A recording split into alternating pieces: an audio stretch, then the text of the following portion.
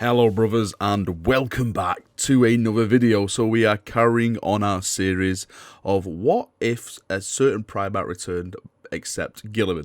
So we've already done the Lion, we've already done Sanguinius, we had some really cool talking points. Today we are going to talk about Leman Russ. What if Leman Russ returned instead of Roboute Guilliman?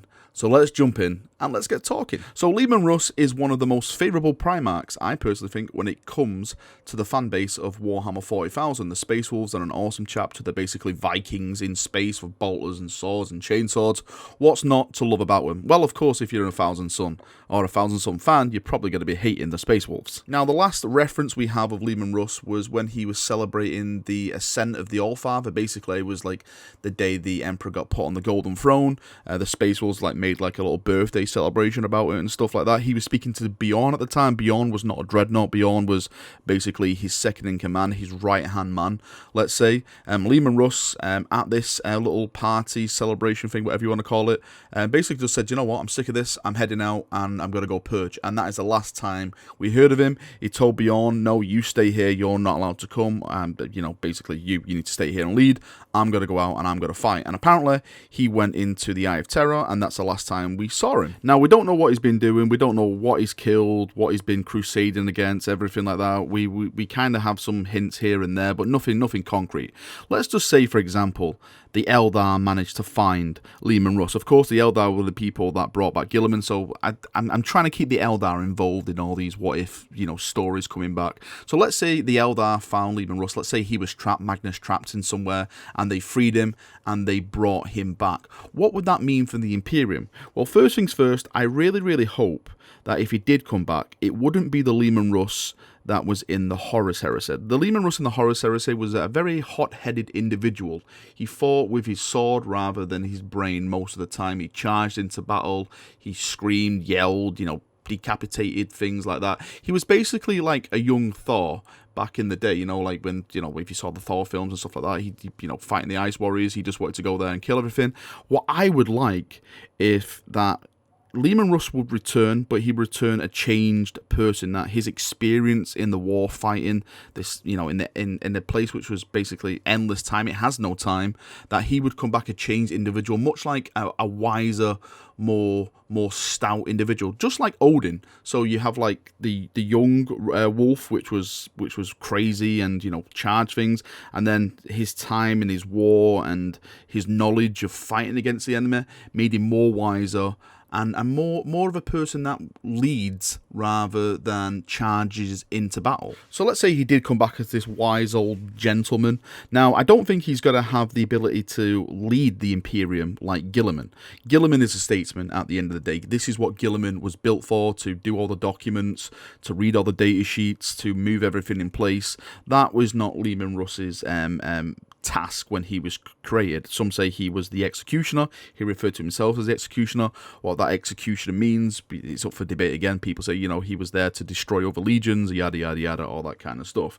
But what I do know is that he's definitely not a statesman. So him running the Imperium as a whole, as what Guilliman's doing at the moment, would be a much harder task personally for Leman Russ, I find, because his personality, even though if he came back as a wise old man, I don't think his personality would still fit into the current ideologies of the Imperium at the moment. For example, let's talk the Imperial Church. This is always a big factor in these videos I do, because this is one of the biggest key factors now in the Imperium, which is changed.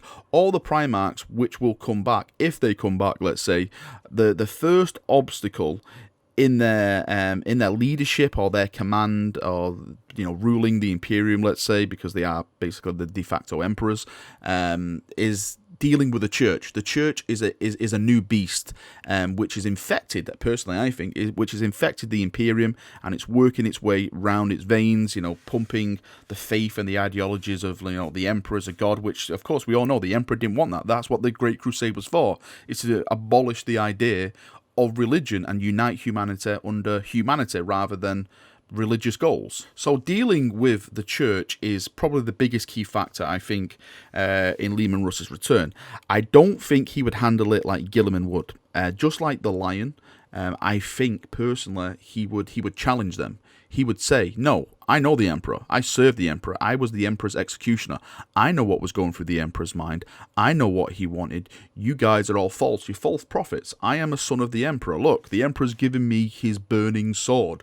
I am now the de facto Emperor. What my word is basically the word of the Emperor. And I think, personally, he would go to war with the church, because the church would want to try to convert him, like it's doing with, well, they're trying to show Guilliman that he is basically, religious and, follow us, Guilliman. But Guilliman, being a statesman, is like, no, I'll use these for my benefit and, keep him at hand. Leman Russ wouldn't be like that. I think him in his ways, I know we said old man, but I think it may trigger maybe some of his youthfulness, and he would go like, no, we're not doing this. And I think it would be inevitable for an all-out war to happen with the Faith and Leman Russ, which would be a massive blow, of course, for the Imperium as a whole, because when Guilliman came back, the first thing he did was unite everyone and then launch Indominus Crusade. If Leman Russ came back and he fought with the Faith, then you're fighting chaos and you're fighting yourself again. So you're fighting a war on two fronts. Where maybe what happened straight away, maybe they would have the Indominus Crusade and stuff like that, and then launch themselves, and then maybe after chaos has been pushed back a little bit, maybe that's when the fight would happen. But if it happened right at the start, then there's only one really thing that can happen, and that is a victory for chaos in most of the galaxy. Because if you're fighting amongst yourselves, you're not stopping the true enemy, which is slowly taking over all your planets, all your resources, all your bases. Now, on the subject of the Indominus Crusade, of course, the Indominus Crusade couldn't have happened without the Primaris Marines. So what would Russ's reaction be to the Primaris Marines? What was his reaction to be to Belisarius' call, and basically the techno-heresy which he made with the Primaris, which a lot of people view as, you could call it that. I don't see it that at all, but a lot of people do. So first things first, I think his old wiseness would come into play here. Roboute and Russ had a very, very good understanding. Russ respected the hell out of Roboute. He did. He really, really did. He loved Roboute. Even though they clashed on a lot of things like the Codex Astartes and stuff like that, Russ had a lot of respect for him. So I think that Russ, seeing the Primaris Marines enacted by Guilliman's plan all those years ago, I think Russ would look at him and think, yes, you know what? I'm with Guilliman. These are the warriors, what we need. The more warriors, the better to push back the enemy and to fight the enemy, to take back the worlds for the Great Crusade. I don't think he would be like the Lion, where he would instantly distrust them and then maybe over time learn to trust them. I think he would embrace them, just like Guilliman embraced them, and use them to his means to start putting them in other chapters, and putting them into reinforced chapters, which are basically nearly dead and stuff like that. So I think he would embrace it. For Belisarius' call, I'm not too sure how he would take to this character, because Belisarius' call is a bit of a, how do I say this, like without offending Mechanicus players, he's a bit of a weirdo. Hopefully that's okay. And basically his goal, Belisarius' Call's goal, is to become the Fabricator General of Mars. Now Guilliman is like, no, I'm not getting involved in that. That's nothing to do with me. Mars is, even though Mars is part of the Imperium, it's a separate state where they run by their own rules and stuff like that. Because of course, if you get into war with Mars, then you're basically cutting off your supply chain of ships, ammunition, guns, power armor, and stuff like that. So Guilliman doesn't really want to get involved in that. Whereas Leman Russ, I think Leman Russ may support him, even though I think maybe he may look on it as kind of a techno-heresy of changing the Emperor's gene line. I think Leman Russ would be like, this guy's came out of nowhere. He's improved the Space Marines. He's making all this cool armor. He's definitely on our side. I think I'm going to support him in his crusade. Well, not really crusade. In his electability, let's say, on taking Mars and put him into a place of power as a Fabricator General. What the ripple effects would that be? It's anyone's guess at the moment. We do know that a lot of people who are involved in the Mars hierarchy dislike Call and his techno-heresy. Again, they hate him messing around with all this technology and changing it and doing certain things. So again, maybe that could make a ripple effect where Again, Mars maybe jump up in a revolt, and you know, if you have the Mars in revolt, then you have let's say the Faith in revolt, and then you have Leman Russ going, oh my god, what in the Emperor's name have I done? Now, of course, Leman Russ will be fighting his brother Primarchs. The most prominent one out of all these is, of course, Magnus. We know Magnus has returned as a demonic Primarch. Well, of course, it's always been a demonic Primarch, but he's returned to the storyline as much as Mortarion. Now, Magnus basically did a lot of damage to Prospero on his return, and I don't think Russ would take that lightly. Him and Magnus, over the years, have grown into basically hating each other. At the start, actually at the Battle of Prospero, it was kind of a sad tale because Leman Russ was lied to, and he did regret what he did to Magnus, but over the years, that regret has grown into anger and hate, and, you know, they basically just hate each other now. Them and their, you know, sons and stuff like that. It's an all-out rivalry and all that kind of stuff. So, first things first, Magnus versus Leman Russ. Old Man Leman Russ, or Odin Leman Russ, whatever we want to call him. First things first, it's simple.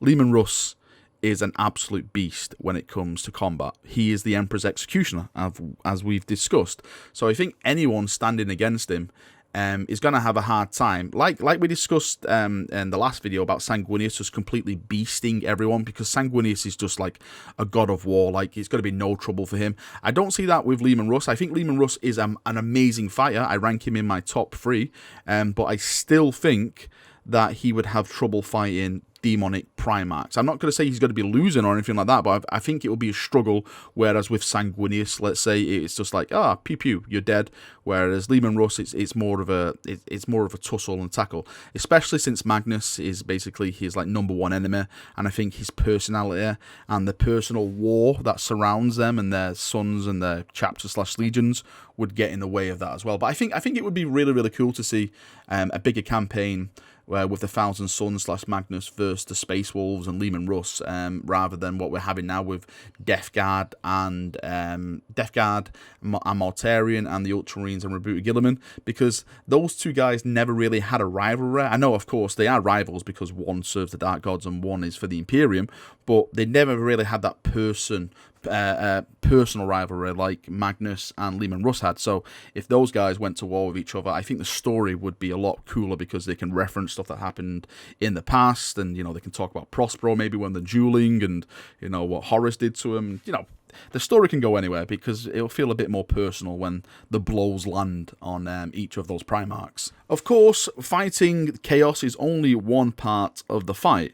Fighting yourself is another whole subject, and what I mean by that is, of course, the Inquisition. We have to always discuss the Inquisition, because the Inquisition are kind of just as bad as chaos in a way. They will purge anything that they see unfit. You know, if you don't follow what the Inquisition does, then you better either be a Primarch or something really, really powerful, because they will come and they will purge you. Now, we know in Guilliman's storyline, the Inquisition are out trying to stop Guilliman from collecting evidence. You know, Guilliman's putting the remembrances back in. I can't really see Leman Russ going about like that kind of information, because Leman Russ would just want to take back and fight, whereas Guilliman, of course, Guilliman's character, he likes information. He uses the information to his needs.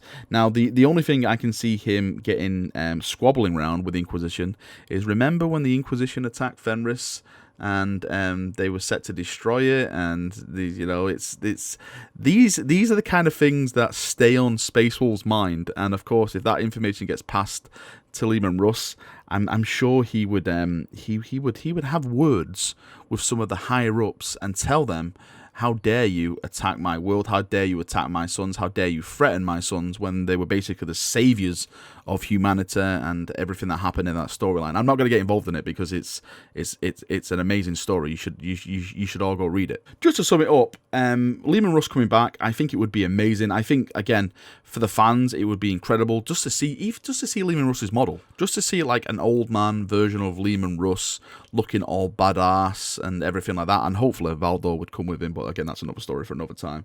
But I think it'd be really, really cool. When it comes to leading the Imperium, I don't think he's going to do a good job like Roboute. Roboute was made for that, as we discussed. Well, but when it comes to the fighting side, I think he would definitely do a better job than Roboute. Of course, he won't do as good as Sanguinius, because I think Sanguinius is basically the powerhouse. I think we hit the nail on the head with bringing Sanguinius back earlier, but then again, that would just completely ruin the story of Sanguinius and everything about that character, which made him completely awesome. Right, that is me done for another video. I hope you've enjoyed it. Thank you for watching once again. We'll do some of these again for, next week and everything like that. Post below which Primat would you like to come back instead of Guilliman, and maybe I can pick one of them and discuss that in the next video. Thanks for watching once again. Hope you've enjoyed it. See you now, and bye-bye.